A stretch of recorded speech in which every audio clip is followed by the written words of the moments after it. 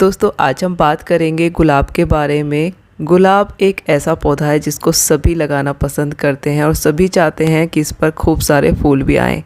आज इस वीडियो में मैं आपको 4-5 ऐसी बातें बताऊंगी जो इसके लिए बहुत ज़रूरी हैं और साथ ही ऑर्गेनिक तरीके से अपने घर की चीज़ों को यूज़ करके कैसे हम इस पर अच्छे फूल पाएँ, इसी के ऊपर आज ये वीडियो है।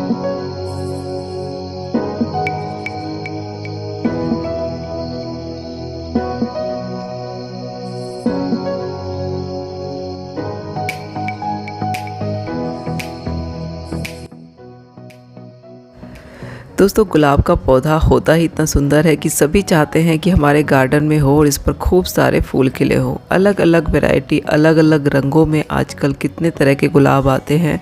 तो गुलाब के पौधे पर अगर हम थोड़ा सा ध्यान दें तो बहुत अच्छे फूल पा सकते हैं।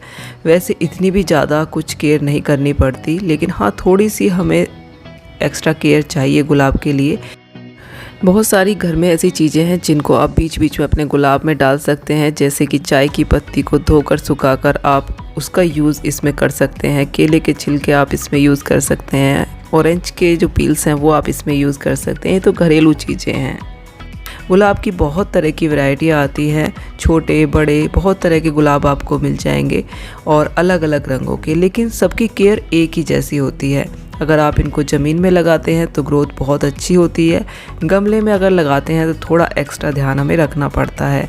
और सबसे बड़ी बात, अगर हमारा टेरेस पर है प्लांट या फिर बाहर खुले में है तो भी हमें इतनी ज़्यादा देखभाल की ज़रूरत नहीं है। लेकिन अगर हमारा प्लांट कम धूप में है, बालकनी में है, तो हमें थोड़ी सी और केयर करनी पड़ेगी, क्योंकि गुलाब एक ऐसा पौधा है जिसको अच्छी धूप चाहिए। तो अगर धूप कम मिल रही है तो थोड़ा सा हमें ध्यान भी देना पड़ेगा।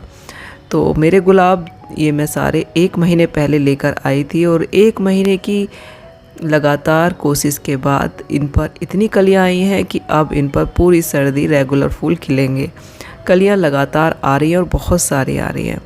सबसे पहले आप देख सकते हैं कि मैं बीच बीच में जैसे कि ऑरेंज के छिलके हुए या फिर केले के छिलके, ये मैं अपने प्लांट्स में डालती रहती हूँ। कभी भी कोई फंगस वगैरह की दिक्कत नहीं होती है। वो क्यों नहीं होती है वो मैं आगे आपको वीडियो में बताऊंगी। तो इस तरह से आप ये जो केले के छिलके हैं या फिर संतरे के छिलके हैं वो अपने प्लांट्स में बारीक बारीक काट के डाल सकते हैं। ये बहुत ही बढ़िया नेचुरल फर्टिलाइज़र है। सबसे पहले हम बात करेंगे गुलाब के लिए मिट्टी के बारे में। इसकी मिट्टी अगर अच्छी बन जाए तो ये बहुत अच्छे से ग्रोथ करता है और उसके लिए सबसे ज़रूरी चीज़ है ये सैंड। रिवर सैंड का यूज़ आप ज़रूर करें, गुलाब के लिए बहुत ही ज़्यादा बढ़िया है और इसकी जो ग्रोथ होगी गुलाब की वो बहुत अच्छी होगी। इसमें आप ये वाला सैंड भी यूज़ कर सकते हैं या फिर जो एक ब्लैक वाला आता है वो भी आप यूज़ कर सकते हैं। इसके अलावा खाद अच्छी सी खाद मिलाएं उसमें, और आप कोकोपीट लें या फिर मिट्टी लें, वो आपकी चॉइस है। और इसमें एक चीज़ और मिलाएं, ये नीम की खल। थोड़ी सी नीम की खल इसमें मिलाने से जो भी किसी भी तरह की फंगस या फिर किसी भी तरह का रोग आ जाता है पौधे में वो नहीं आएगा। तो ये चीज़ें आपको मिट्टी में लेनी है। सैंड ज़रूर लीजिए, बहुत ही बढ़िया, इसको सैंडी सॉइल बहुत पसंद है। और गमला इसके लिए 12 इंच का तो कम से कम ज़रूर लें। चारों तरफ ड्रेनेज होल अच्छे से होने चाहिए ताकि पानी बिल्कुल भी इसमें रुके ना। सैंड मिलाने से मिट्टी में बिल्कुल बहुत अच्छा ड्रेनेज हो जाता है। और जब भी आप इसके होल को बंद करें तो बिल्कुल ऐसे ना रख दें जिससे इसका होल बंद हो जाए, फ्लैट ना रखें कोई भी। जब आप ठीकरी रखते हैं इस तरह से कंकड़ थोड़ा ये जो होते हैं टूटे हुए गमले के टुकड़ों को इस तरह से उठा के रखें ताकि जो पानी है वो फटाफट से निकल जाए। तो ये गमले की और मिट्टी की बात हुई। मिट्टी, सैंड, कंपोस्ट और थोड़ी सी नीम की खल, ये चीज़ मिलाकर आप अपने प्लांट की मिट्टी बनाइए, बहुत ही बढ़िया गुलाब की ग्रोथ होगी। इसके अलावा कोई भी ब्रांच आपको कभी भी काली दिखती है तो उसको तुरंत कट कर दीजिए, वरना वो पूरी ब्रांच काली हो जाएगी। तो इस चीज़ का रेगुलर आप देखते रहें, चेक करते रहें अपने प्लांट को। कोई भी अगर आपको कहीं से छोटी सी भी ब्रांच अगर काली दिख रही है, इसके अलावा अगर किसी भी ब्रांच पर फूल नहीं आ रहे हैं तो उसको भी हल्का सा कट कर दें तो वहाँ से भी नई ब्रांच आ जाती हैं। और काटने के बाद उस पर थोड़ी सी हल्दी लगा दें तो और भी बढ़िया रहता है, नीचे की तरफ कभी भी ब्रांच ख़राब नहीं होती। दूसरी चीज़ है फर्टिलाइज़र। फर्टिलाइज़र मस्टर्ड केक यानी कि जो सरसों की खल का लिक्विड फर्टिलाइज़र है वो इसके लिए बहुत ही बढ़िया है और ऑर्गेनिक है। ये आप हर 10 दिन में देते रहिए। उससे पहले इस तरह से अपने प्लांट की गुड़ाई ज़रूर करिए और गुड़ाई आप फर्टिलाइज़र देने से 1 दिन पहले करें ताकि मिट्टी अच्छे से सूख जाए। और फिर जब आप फर्टिलाइज़र देंगे तो उसका जो असर होगा वो दुगना तिगना होगा, क्योंकि मिट्टी की जड़ों को हवा मिल जाएगी, मिट्टी अच्छे से सूख जाती है। गुलाब के लिए बहुत ज़रूरी है क्योंकि गुलाब में फंगस बहुत जल्दी लगती है। तो गुड़ाई करने से जो भी आप कोई छिलके वगैरह इसमें डालते हैं वो भी अच्छे से सूख जाते हैं और मिक्स हो जाते हैं। मैं तो जो फूल वगैरह होते हैं, जो भी पत्तियाँ होती हैं वो भी डालती रहती हूँ इसमें, ताकि वो भी खाद बन के कुछ ना कुछ असर इसमें करती हैं मिट्टी में, मिट्टी को अच्छा बनाती हैं, देख सकते हैं आप। तो इस तरह से गुड़ाई करने के बाद आप 1 दिन या फिर 2 दिन ऐसे ही छोड़ दीजिए। इससे हमारे जो प्लांट हैं उनकी ग्रोथ बहुत अच्छी हो जाती है। सभी पर कर सकते हैं आप, गुलाब के लिए तो ये बहुत ही ज़रूरी है क्योंकि गुलाब में बहुत जल्दी फंगस लगती है और अगर कम सनलाइट में है हमारा प्लांट तो ये बहुत ही ज़्यादा ज़रूरी है। दोस्तों जब भी आप जैसे कि चाय की पत्ती है या फिर केले के छिलके आप इसमें यूज़ कर रहे हैं तो उसको बारीक बारीक काट के आप बीच में डाल सकते हैं। लेकिन इसके अलावा बीच में जब भी और कोई फर्टिलाइज़र आप दें, लिक्विड फर्टिलाइज़र हो या फिर कोई और, तो 10 दिन का अंतर ज़रूर रखें और पौधे की गुड़ाई करते रहें।